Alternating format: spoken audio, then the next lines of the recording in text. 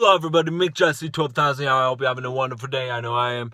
But let's go and get started in this video. So today I am doing Spooksville book review number 2, The Howling Ghost.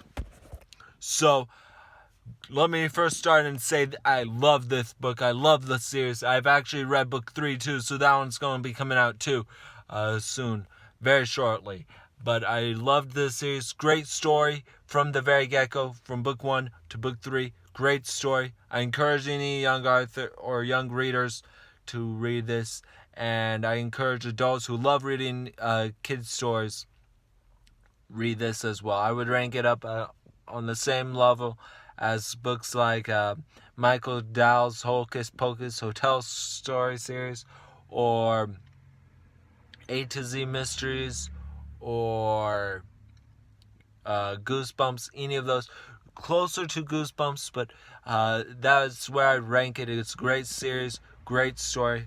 I encourage you guys to read. Before I move on to the book review, say a little summary of the story. So, Adam Freeman, 12-year-old Adam Freeman, a little bit after the events of the previous story, is with his friends Sally and Watch, and they find out about how this new girl, Cindy, and her brother Neil, how Cindy's brother Neil was lost. Let's just say lost. And they didn't really know how. They had a little suspicion. The reports had a little bit of a suspicion on what happened, but they're not quite sure how it happened. And Cindy, they find Cindy, and they want to help her out, find her brother. And so she's thrilled about this, and they help her out. And this causes some conflict between the characters. So while her brother Neil's lost, they're looking for it. And Cindy, there's a little, I'm not going to say what kind of conflict, but between a couple of the characters, there's some conflicts being caused. And that actually brings up to my next point. Number 5.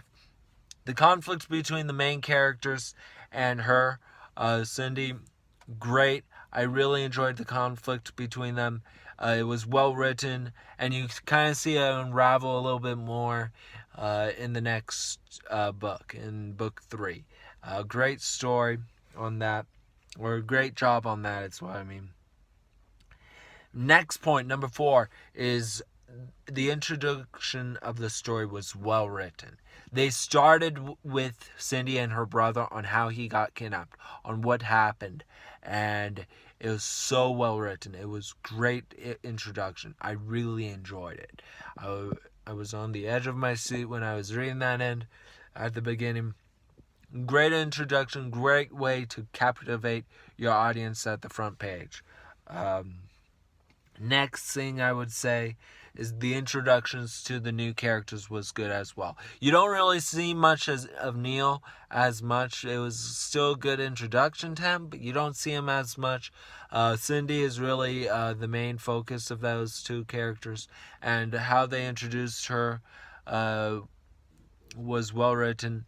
And I would just say introduction to the new characters good.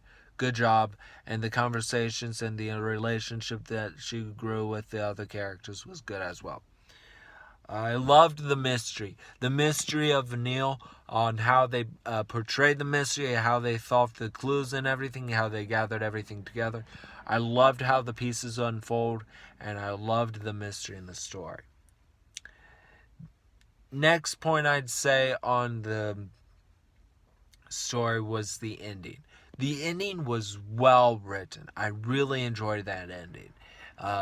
Throughout the story, it was a little bit of a slow-paced story, not as fast-paced, I should say. The previous story had a bit more of a fast-paced story.